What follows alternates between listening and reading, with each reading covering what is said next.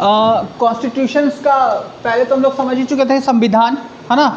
तो संविधान किसी भी कंट्री का जो रूल्स और रेगुलेशंस होता है जिससे कोई देश चल रहा है ना, उसी को कहते हैं संविधान, कॉन्स्टिट्यूशन। अब देखो कॉन्स्टिट्यूशंस में एक रिटन और आपका अनरिटन कॉन्स्टिट्यूशंस होता है, ये पता था तुम्हारा, रिटन और अनरिटन, ये दो तरह का कॉन्स्टिट्यूशन है। एक संविधान है जो लिखा हुआ है, दूसरा संविधान क्या है, वो लिखा हुआ नहीं है। अगर हिंदी में बात करोगे तो इसको लिखित संविधान बोलते हैं और इसको अलिखित संविधान बोलते हैं। रिटन कॉन्स्टिट्यूशन हो गया तुम्हारा, और ये अनरिटन कॉन्स्टिट्यूशन। यहाँ से काफ़ी क्वेश्चंस पूछता है, तो देखो क्या हो गया। तो लिखित, अगर लिखित यहाँ पे कह रहा है कि रिटन कॉन्स्टिट्यूशन है और ये अनरिटन कॉन्स्टिट्यूशन है, इसका मतलब ये नहीं है कि ये जैसे लिखा हुआ, ये एकदम लिखा ही हुआ नहीं है और ये लिखा हुआ है पूरा, ऐसा नहीं है। यहाँ पे होता क्या है कि जो रिटन वाला पार्ट होगा ना, इसमें क्या होगा, रिटन वाला पार्ट ज़्यादा होगा, ठीक है। और यहाँ पे रिटन वाला पार्ट इसमें क्या होगा तुम्हारा, कम होगा, ठीक है। समझ में आ रहा है। मतलब लिखित अंश यहाँ पे मैक्सिमम होगा, अधिकतम होगा।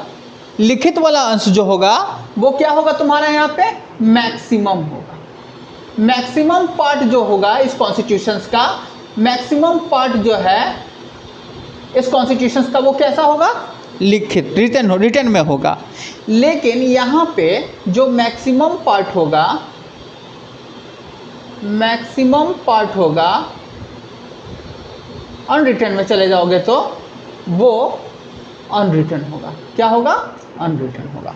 मैक्सिमम पार्ट नहीं लिखा रहेगा, यहाँ पे मैक्सिमम पार्ट लिखा रहेगा ये। तो ये जो है ना प्रोड्यूस किया हो गया होगा, ये जो रिटन कॉन्स्टिट्यूशन है तो इसको लिखना पड़ रहा होगा, है ना, क्योंकि ज़्यादातर पार्ट इसमें लिखा हुआ है तो एक एक चीज़ को पॉइंट आउट करके लिखना पड़ा होगा। तो ये प्रोड्यूस, उत्पन्न, निर्मित होगा, है ना। तो मतलब इसको प्रोड्यूस करना पड़ा होगा, प्रोड्यूस मतलब बनाना पड़ा होगा, है ना। और वही यहाँ पे ये जो वाला पार्ट है बच्चा, ये जो अनरिटन कॉन्स्टिट्यूशन है, ये पता है तुम्हारा क्या होगा, ये डेवलप्ड हो गया होगा। मतलब ये डेवलप्ड हो गया होगा, मतलब ये विकसित हो गया होगा। डेवलप्ड हो गया होगा, विकसित होता है, ठीक है, विकसित होता है।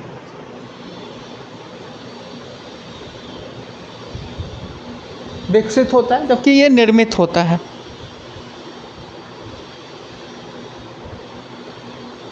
निर्मित होता है। अब देखो थोड़ा सा समझ लो कि बोलोगे तो विकसित होता है। जैसे हम लोगों का घर देखो, कुछ चीज़ें जो है, जैसे पूजा पाठ जो यहाँ का पद्धति है वो भले रिटन फॉर्म में नहीं है, लेकिन जो शुरू से एक परंपरा चला आ रहा है उससे वो क्या हो गया है, डेवलप्ड हो गया है कि नहीं। शुरू से हमारे घर में जो है पता है सबको ऑलरेडी कि ऐसे पूजा होगा, ऐसे होगा, चाहे मम्मी बताती होंगी। मतलब कि ऐसा हमारा जो पूरा खानदान का अगर बात करोगे तो ऐसा ही पूजा सिस्टम चला आ रहा है, तो वो डेवलप्ड है, वो मतलब अनरिटन है ना। अब वही अगर बात करेंगे कि यहाँ पे तो ये चीज़ को प्रोड्यूस किया गया, एक एक पॉइंट्स लिखा गया कि किस तरीके से जो है पूजा का पद्धति होगा, कैसे कैसे किया जाएगा, तो मतलब इसको डेवलप किया जाता था, मतलब इसको प्रोड्यूस किया जा रहा था, है ना। तो ये हो गया अनरिटन और रिटन्स का, ठीक है। तो ये चीज़ इसमें होता है। निर्मित होने और लागू होने की तारीख होती है। मतलब अगर इसमें देखोगे कि किस दिन ये बना, कब बना, प्रोड्यूस कब हुआ, डेट होगा, एक स्पेसिफिक डेट होगा, स्पेसिफिक इसमें डेट तुमको मिल जाएगा कि किस दिन बना है, ठीक है। निर्मित और इम्प्लीमेंटेशन इसका कब हुआ, लागू कब हुआ, ठीक है। तो लागू होने का डेट, लागू होने का डेट, होने का समय या तारीख, तो ये सारा चीज़ तुमको मिल जाएगा कि इस तारीख को ये बना, इस तारीख को तैयार हुआ। जैसे हम, है ना, हमारा कॉन्स्टिट्यूशन 26 जनवरी 1950 को लागू हो गया, इम्प्लीमेंटेशन हो गया। तो इस तरीके से बहुत सारा चीज़ हमको पता है ना। तो जबकि अनरिटन कॉन्स्टिट्यूशंस का अगर बात करोगे तो इस प्रकार की तारीख नहीं है। ये डेट तुमको, स्पेसिफिक डेट वगैरह इसमें तुमको मिलेगा, अनरिटन वाला में नहीं मिलेगा। क्योंकि ये विकसित हुआ है हाँ। तो जो प्रोड्यूस होता है उसका डेट हमको पता चलता है, लेकिन जो विकसित होता है ना उसका डेट हमको मालूम नहीं होता है। तो इस प्रकार की तारीख नहीं है। जैसे तो अगर बोलोगे सर अनरिटन कॉन्स्टिट्यूशंस में एग्जाम्पल्स अगर दे दिया जाए तो किसका हो जाएगा, तो तुम्हारा ब्रिटेन। कौन हो जाएगा, ब्रिटेन। ब्रिटेन का जो संविधान है पता चला गया क्या है, लिखा हुआ है या अनरिटन है, अनरिटन है। मतलब उसका मैक्सिमम पार्ट लिखा हुआ नहीं होगा, थोड़ा मोड़ा लिखा होगा अलग चीज़ है, बट मैक्सिमम हिस्सा देखोगे तो नहीं लिखेगा। ठीक है। तो भारत अगर इधर बात करोगे अनरिटन इसमें, तो पता है हमारा कि अगर हमारा इसमें भारत जो कंट्री है, अगर उसका संविधान के बारे में बात किया जाए कि भारत इंडिया का कॉन्स्टिट्यूशन लिखा हुआ है या अनरिटन है, तो इंडिया का कॉन्स्टिट्यूशन लिखा हुआ है, क्योंकि अभी तो बात हुआ 26 जनवरी 1950 को लागू हुआ था रिटर्न से। और साथ ही साथ अधिनियमित हुआ है किस डेट को, इनैक्टमेंट कब हुआ, ये सारा पता है हम लोगों को, किस डेट को लागू हुआ है ना। तो भारत लिखा हुआ संविधान में जा रहा है। डेट ऑफ इनैक्टमेंट नहीं पाया जाएगा, इसमें नहीं पाया जाएगा कि कब लागू हुआ, क्योंकि अनरिटन है। साथ ही साथ राज्य व्यवस्था की प्राकृतिक के सभी विकल्प पाए जाते हैं। मतलब अगर यहाँ पे देखोगे कि जो व्यवस्था होगा हमारा कैसा होगा, ये सारा तुमको मिलेगा। जैसे यूनिटरी फॉर्म ऑफ गवर्नमेंट होगा, या फिर फेडरल्स होगा, है ना, या फिर क्वासी फेडरल होगा, ये सारा हम ऑप्शंस यहाँ पे अवेलेबल होता है हमारे पास। राज्य व्यवस्था की प्रकृति के सभी विकल्प पाए जाएंगे। ठीक है, मतलब हमारे पास ऑप्शन है कि या तो हम यूनिटरी फॉर्म ऑफ गवर्नमेंट्स को ले लें, गवर्नमेंट्स को अडॉप्ट हो है, मेरे पास ऑप्शंस विकल्प है, या फिर फेडरल फॉर्म ऑफ गवर्नमेंट ले लें, फेडरल फॉर्म ऑफ गवर्नमेंट। आगे चल के ये सब पे डिस्कस करेंगे यूनिटरी फॉर्म ऑफ फेडरल क्या हो, या फिर क्वासी फेडरल ले लें, क्वासी फेडरल, ये ऑप्शन हमारे पास रहेगा। ठीक है, यूनिटरी फॉर्म है, एकात्मक सरकार यहाँ पे बनेगा, एक ही के पास पावर होगा। अगर फेडरल फॉर्म में कहोगे तो पावर का डिस्ट्रीब्यूशन होगा। क्वासी फेडरल्स में बात करेंगे तो दोनों के बीच में डिस्ट्रीब्यूशन होगा, कुछ वहाँ पे रूल्स के अकॉर्डिंगली चलेंगे। तो इस तरीके से इसको एक एक करके आगे डिस्कस करेंगे। तो ये रिटर्न वाला में ही आपको मिलेगा ऐसा। ठीक है, जबकि राज्य व्यवस्था की प्रकृति के यहाँ पे ये जो कॉन्स्टिट्यूशन देखोगे जहाँ अनरिटन रहेगा, तो वहाँ पे तुम्हारा एक ही मिलेगा, अब वो है यूनिटरी फॉर्म ऑफ गवर्नमेंट, एकात्मक सरकार होगा, सारा पावर एक सरकार के पास होगा। ठीक है, तो ये लिखित वाला में बहुत सारा ऑप्शन हमारे पास अवेलेबल होता है, क्योंकि हम लोग लिख रहे हैं और यहाँ पे ये विकसित हो रहा है। तो विकसित हो रहा है, जैसे चला आ रहा है उसी टाइम्स को रिपीटेड कर रहे हैं हम लोग, इसलिए ये यहाँ पे ऑप्शंस नहीं हो हमारे पास, यूनिटरी फॉर्म ऑफ गवर्नमेंट्स हो गया। कोई दिक्कत है यहाँ तक? तो इनमें से कोई भी विकल्प चुना जा सकता है, unitary form, quasi federal, federal, है ना, व्हाटएवर तुम्हारा, डिपेंड्स ऑन यू। ये चीज़ें जो है यहाँ पे हम लोग देख रहे हैं। अब अगर आगे आ जाते हैं तो देखो, अब यहाँ पे अगर जुडिशियरी सिस्टम्स का बात करोगे रिटर्न वाला में, जुडिशियरी, तो जुडिशियरी जो है अगर रिटर्न में बात करें, न्यायपालिका की शक्ति, विधायिका और कार्यपालिका से, मतलब यहाँ पे जुडिशियरी का जो पावर होगा वो एग्जीक्यूटिव और लेजिस्लेचर, इन दोनों से ज़्यादा होगा, स्ट्रांग होगा। ठीक है, तो यहाँ पे जो जुडिशियरी है उसका जो शक्ति है वो एग्जीक्यूटिव और लेजिस्लेचर्स का तुलना करोगे तो तुम्हारे पास पावर किसके पास ज़्यादा होगा, जुडिशियरी के पास। पावर जुडिशियरी के पास होगा, पावर ज़्यादा जुडिशियरी के पास होगा। जबकि यहाँ पे देखोगे तो यहाँ पे जुडिशियरी जो है तुम्हारा, जुडिशियरी जो है तुम्हारा, जुडिशियरी का जो पावर होगा वो, यहाँ पे जो जुडिशियरी का पावर होगा वो आपका लिमिटेड होगा।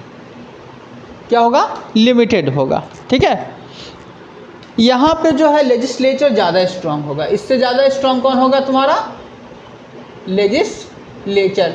आई थिंक कि पता होगा जुडिशरी, एग्जीक्यूटिव, एग्जीक्यूटिव का मतलब कार्यपालिका, ठीक है, और लेजिस्लेचर्स का मतलब हो गया तुम्हारा देश का parliamentary form of government, parliament.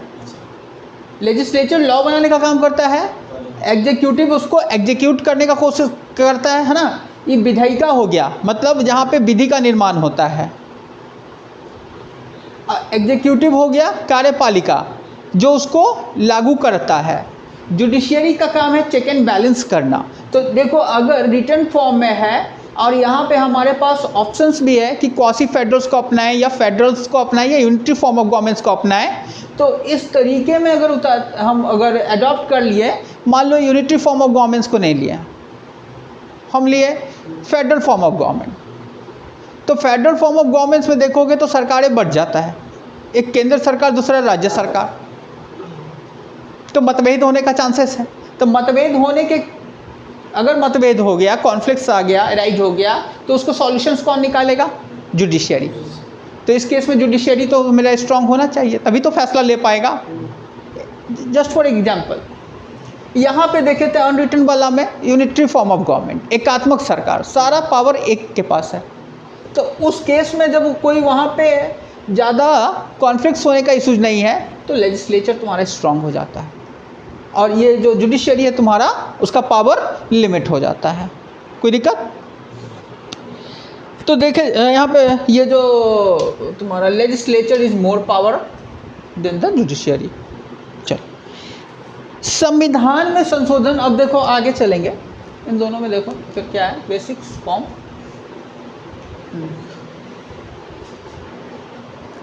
अगर देखो यहाँ पे कॉन्स्टिट्यूशन में हमको मन कर रहा है कि सर अमेंडमेंट कर दें, कॉन्स्टिट्यूशन में क्या करते हैं? अमेंडमेंट करते हैं, ठीक है, संशोधन बोलते हैं हिंदी में, अमेंडमेंट करते हैं।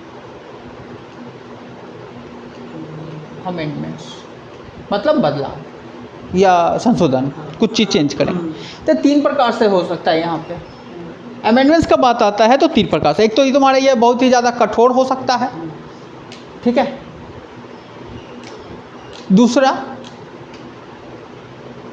बहुत ज़्यादा लचीला हो सकता है, ठीक है, तीसरा मिला जुला हो सकता है। कठोर लचीला मतलब उसको चेंज ही नहीं किया जा सके, है ना, बहुत कठोर हो,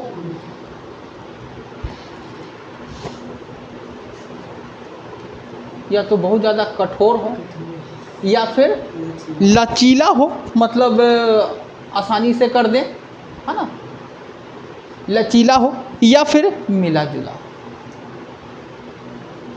ना तो ज़्यादा कठोर ना तो ज़्यादा लचीला, मिला जुला, है ना, कठोर, लचीला, मिला जुला, ये 3 कंडीशन यहाँ पे उत्पन्न होता है ना। लेकिन वही अगर बात करोगे अनरिटन वाला में, तो संविधान में संशोधन बहुत ही यहाँ पे सरल है। क्या है? सरल है, आसानी से तुम इसमें संशोधन कर सकते हो, ठीक है। मतलब अगर चाह रहे हो कि हम कॉन्स्टिट्यूशन में बहुत आसानी से संशोधन कर दें, तो तुम पता है किस में कर सकते हो? अनरिटन वाला में। किस में कर सकते हो? अनरिटन वाला में। अब सवाल भी इसलिए है, देख लो, समझ लो इसके पीछे का लॉजिक्स। बोल रहे थे कि पूजा पाठ करने का पद्धति जो है ऐसा बनाया हुआ है ना, ये पूर्वजों से चला आ रहा है, तो चाहोगे तुम उसमें कुछ चेंजिंग लाना तो आसानी से कर सकते हो कि नहीं? कर सकते हो, कोई दिक्कत नहीं होगा। लेकिन वही चीज़ अगर लिखित वे में होता तो फिर तुमको जो लिखा हुआ है उसको बदलना पड़ता, है ना। मौखिक चीज़ को बदलना आसान है, लिखित को नहीं, सिस्टम चेंज करना पड़ेगा। मान लीजिए अभी क्लासेस चल रहा है, 3 बजे से चल रहा है, अगर वही पूरा रिटर्न वे में मेरा एक जैसे बैंक का पूरा एक सिस्टम बना हुआ है, लिखित है ना जी, वहाँ लिखित चल रहा है। अब बैंक में टाइम बदलना हो, संशोधन करना पड़ता है, बड़ा थोड़ा मुश्किल काम है। अगर वही लिखित वे में कोई ऐसा ऑर्गेनाइजेशन चल रहा है, स्कूल चल रहा है, चलो भाई 3 बजे नहीं, चलो 8 नहीं 7 बजे, आसान होता है चेंज कर देना। तो कॉन्स्टिट्यूशन में अगर इधर देखोगे तो कुछ चीज़ें तो बड़ा आसानी से चेंज कर सकते हो, कुछ चीज़ें तुम्हारा डिफ़िकल्ट होगा चेंज करना, और कुछ बहुत ही डिफ़िकल्ट होगा। ये चीज़ लेकिन इधर उतना टिपिकल नहीं होता, आसान होता। ये हो गया। अब देखो सबसे पहला जो कंट्री था ना जिसका जो ये कॉन्स्टिट्यूशन था वो पता है रिटन था, वो कौन था? अमेरिका। अमेरिका ऐसा देश था जिसका कॉन्स्टिट्यूशन सबसे पहला बार लिखित में था। ठीक है, सबसे पहला लिखित संविधान है और ये सबसे छोटा लिखित संविधान था। और सबसे इसका जो कॉन्स्टिट्यूशन देखोगे ना अमेरिका का, स्मॉल रिटन, छोटा था। ठीक है, सबसे छोटा था, स्मॉल था, स्मॉल कॉन्स्टिट्यूशन, और ये रिटन में था। ठीक है, रिटन फॉर्म में था। और इन्होंने कठोर बनाया। और ये कैसा चूज किया था? कठोर, हार्ड, मतलब उसमें बदलाव जल्दी इजली नहीं होता है, हार्ड, कठोर। श्रीलंका सबसे लचीला लिखित संविधान। और अमेरिका के बाद अगर किसी देश का बात करोगे तो तुम्हारा फिर कौन आ जाएगा? श्रीलंका। जहां अमेरिका जो है अपना कॉन्स्टिट्यूशन बड़ा ही कठोर चुना, वहीं श्रीलंका जो है अपना संविधान जिसमें बदलाव जल्दी कर सके वो क्या चुना? लचीला चुना, फ्लेक्सिबल। कॉन्स्टिट्यूशन दोनों का था बच्चा रिटन ही, लेकिन एक ने हार्ड चुना जिसमें जब बदलाव नहीं किया जा सकता है जल्दी, दूसरा फ्लेक्सिबल। मतलब आपके पास ऑप्शन नहीं है अवेलेबल, आप हार्ड ले लो, फ्लेक्सिबल ले लो, है ना, इस तरह से। भारत सबसे बड़ा लिखित संविधान है। और अगर किस कंट्री का सबसे बड़ा रिटन संविधान है, अगर ये बात किया जाए तो वो कौन हो जाएगा बच्चा हमारा? इंडिया। कौन हो जाएगा? इंडिया। तो अभी तक देख लिए रिटन में अमेरिका, श्रीलंका और अपना भारत। अमेरिका जहां अपना संविधान हार्ड चुना जिसमें आसानी से बदलाव नहीं किया जा सकता है, वहीं पे अगर दूसरे कंट्री का बात करें, श्रीलंका का बात करें, तो वो अपना कैसा चुना?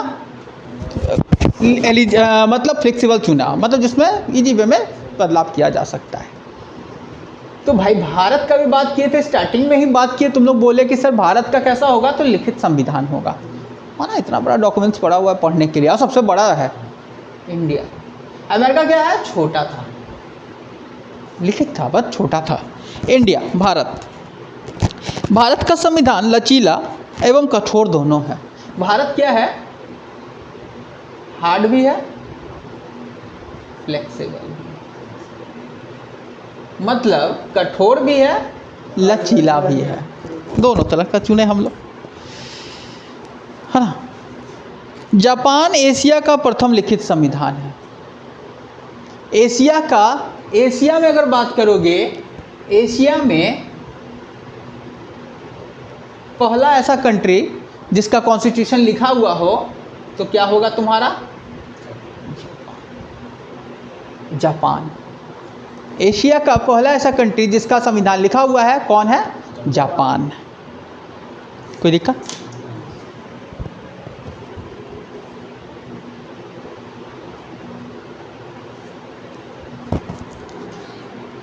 अब देखो ब्रिटेन।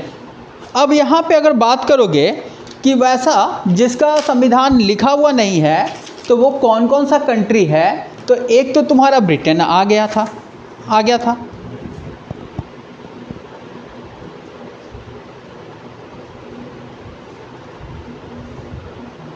और आ गया सऊदी अरब। सऊदी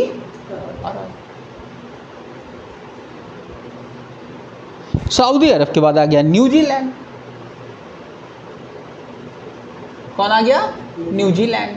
आता है ना क्रिकेट वगैरह में। इजराइल आ गया, इजराइल अभी जो चल रहा है युद्ध वगैरह, इजराइल। तो ये सारे का देखो, ब्रिटेन हो, सऊदी अरब हो, न्यूजीलैंड हो, इजराइल हो, ये सारे का कैसा हो गया? अनब्रिटेन। मतलब कोई भी लिखित संविधान इसके पास नहीं है। जबकि दूसरी तरफ अगर देखते हैं तो यहाँ पे रिटर्न में आ जाता है तुम्हारा इंडिया, अमेरिका और श्रीलंका, और आ गया जापान, है ना। इस तरीके से अब जो है तुम अपना इसमें खोज सकते हो कि किसका कैसा है। अब एक स्टोरी थोड़ा सुन लो ब्रिटेन का। देखो 15 जून 1215, 15 जून 1215 स्टोरी है। ब्रिटेन में था, ब्रिटेन का किंग जो था वो था जोंग, किंग जोंग, ठीक है। किंग जॉन जो था ना बहुत सख्त आदमी था। किंग जोंग जो था बहुत ही ज़्यादा कठोर आदमी होता है, बोलते हैं ना एकदम बिना उसके अंदर दिल ही नहीं है। हाँ, जो समानताओं को बहुत ज़्यादा परेशान, समानताओं को ज़्यादा परेशान करता था। मतलब उसके नीचे जो रहता था ना, जैसे किसान हो गया, ये सब जो है मजदूर हो गया, ये सब को बहुत परेशान कर रहा था। टैक्स लगा देता था। इसका गवर्नमेंट का क्या देखते हो, बात बात पे टैक्स लगा देना, टैक्स लगा देता था। तो क्या होता था यहाँ पे, जो प्रजा होगा और उसके बीच में, दोनों के बीच में हमेशा अनबन हुआ करेगा, है ना, नहीं पटता था। इसका विरोध हो गया, ठीक है। किंग जोंग से उसका प्रजा में, जो प्रजा उससे खुश नहीं होगा, विरोध हो गया। लेकिन कब तक कोई ऐसा हो सकता है, क्योंकि क्या होगा ना कि चाहे फ्रेंच रिवॉल्यूशन का देख लो, कहीं ना कहीं तुम एक चीज़ है, सह रहा है पब्लिक है, कभी ना कभी मोमेंट में आएगा ही आएगा। तो वो दिन से सह रहा था, विद्रोह कर दिया, ठीक है। विद्रोह कर दिया तो लोगों ने, उन्होंने कहा कि इस प्रकार से निरंकुश होकर के राजा अगर शासन करेगा तो बात नहीं बनेगी, है ना। बोले कि इतना निरंकुश होकर के जो मन में आएगा वही करेगा, तो इससे बात नहीं चलेगा। भाई राजा हो, थोड़ा प्रजा को भी सुनो, और नहीं तो ऐसे नहीं चलेगा। तो इतना यह अहंकार दबाव बनाया गया, मतलब पूरा जब जनता जो है ना सब मिल करके किंग जोंग के ऊपर क्या किया, प्रेशराइज किया। और 1215 में समानताओं के साथ मिल करके एक संधि, लास्ट में किंग जोंग को झुकना पड़ा और एक एग्रीमेंट हुआ, एग्रीमेंट करना पड़ा समानताओं के साथ, ठीक है। मिलकर के एक संधि पत्र पर हस्ताक्षर किया और संधि साइन किया गया। कुछ बातें लिखा गया इसमें, और कुछ बात जो है लिखा गया, रिटर्न किया गया, कुछ बातें इसमें लिखा गया, ठीक है। कुछ बातें लिखी गई। सम्राट भी कानून के दायरे में रहकर ही काम करें। मतलब बोला भैया आप राजा हैं तो इसका मतलब ये नहीं है कि आप अपना मनमानी कीजिएगा, आपको भी एक कानून के दायरे में रह करके ही काम करना पड़ेगा। अभी नहीं जैसे मान लीजिए आप प्राइम मिनिस्टर तक का हो गया कि आप राजा हो गया, आपको भी एक कानून के दायरा में, इसका मतलब फिर तो आप किसी का भी मर्डर करते फिरते चलेंगे। तो आप राजा हैं ठीक है, लेकिन आपको एक कानून के दायरे में रहना पड़ेगा। हाँ, कानून के दायरे में रहकर ही काम करें। यानी उनकी भी कुछ लिमिटेशन, मतलब राजा के ऊपर भी क्या लगा दिया गया, अंकुश, लिमिटेशन। ऐसा नहीं है कि आप राजा हैं जो मन में आया वो करेगा, आपके ऊपर भी लिमिटेशन हो सकता है। और लोगों के पास क्या मिला, लोग जो थे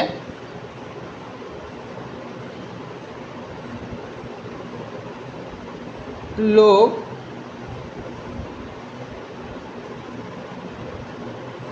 को जीत मिला, जीत तो मिला, साथ ही साथ लोगों को बोला, राजा के ऊपर तो लिमिटेशन लगा दिया, अंकुश लगा दिया, जो मन में नहीं आएगा वो नहीं करोगे भैया, तुम्हारा कानून से चलो, हम भी कानून से चलेंगे। जनता को पता है यहाँ पे क्या मिला, बहुत बड़ा चीज़ मिला, राइट, अधिकार। यहाँ पे कुछ ही अधिकार मिला, लेकिन कुछ अधिकार मिला। सम राइट। अभी जैसे हम लोग फंडामेंटल राइट बोलते हैं ना, बोलने का आज़ादी, घूमने का आज़ादी, तो यहीं से देखो अब ये किम जोंग जो भी मनमाने तरीके से जो मन आ रहा था कर रहा था, कोई बोलने वाला नहीं था, कितना दिन तक झेले। समानता और इसके बीच में समानताओं और इसके बीच में झड़प हो गया।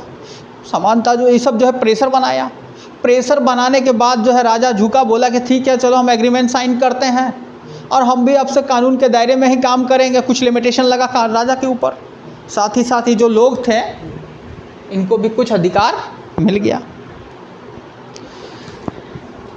और बोला गया कि ये जो अधिकार है, ये अधिकार जो मिला है उनका हनन नहीं होना चाहिए। मतलब ये नहीं है कि उनको दे दिया आज राइट है, अकेले को बोले कि नहीं ये तो ख़त्म हो गया। आज हम बोल देते हैं कि बोलने का आज़ादी, अकेले बोले नहीं। अब पूछे काहे सर, नहीं लॉजिक दीजिए, नहीं देंगे। ऐसा नहीं, जब अधिकार दे रहे हैं तो उसको हनन करने का नहीं है ना, हनन नहीं होना चाहिए। जैसे कि उनको न्याय मिलने में निष्पक्ष होना चाहिए कि जो अगर जुडिशल मतलब अगर उसको न्याय मिलना है तो निष्पक्ष मिले, नहीं क्योंकि भेदभाव, उसको अपने बात रखने का मौका मिलना चाहिए, बात रखने का मौका मिलना चाहिए कि हम गलत हैं या हम सही हैं। 1215 में पहली बार ब्रिटेन का जो सम्राट है अधिकार जनता को इसी संधि के द्वारा दिया गया। इसको महाअधिकार पत्र कहा गया। यही वाला जो अधिकार मिला ना, इसको मैग्ना कार्टा कहा जाता था। महाअधिकार पत्र, महाअधिकार पत्र, ठीक है, मैग्ना कार्टा, महाअधिकार पत्र कहा गया। मैग्ना कार्टा भी है, तो भी ये शब्द आया मैग्ना कार्टा, जो है ना कानून बनाने या संविधान आरंभ, अब यहीं से कानून बनना, संविधान बनना शुरू हो गया। समझ में आया कि देश में जो कानून बनना किस तरीके से शुरू हुआ, ये ब्रिटेन का कहानी है वहाँ से। अब ब्रिटिशर्स लोग अब ज़्यादा जैसे खुश होता थे, हिस्ट्री में भी बताए थे कि वो लोग जब फर्रुखसियार जो है उसको जब दे दिया था, कुछ अधिकार दे दिया था अंग्रेज सरकार, अंग्रेज को, तो अंग्रेज उसको बोलता था कि ये हमारे लिए मैग्ना कार्टा है, महाअधिकार पत्र है, जो उसको कॉइन्स वगैरह ढालने का परमिशन दे दिया था। बोला था कि ये सारा कॉइन्स जो ढालोगे वो जो है मान्य होगा, लीगल होगा। यहीं से मैग्ना कार्टा आया समझ में। तो आज पूरा ये जो है एक स्टोरी तो किंग जॉन्ग का था, है ना।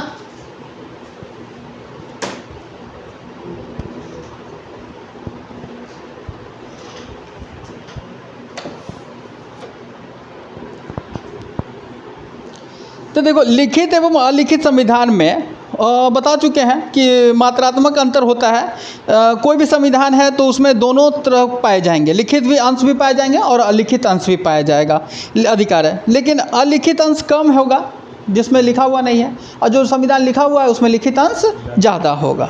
यही है संविधान।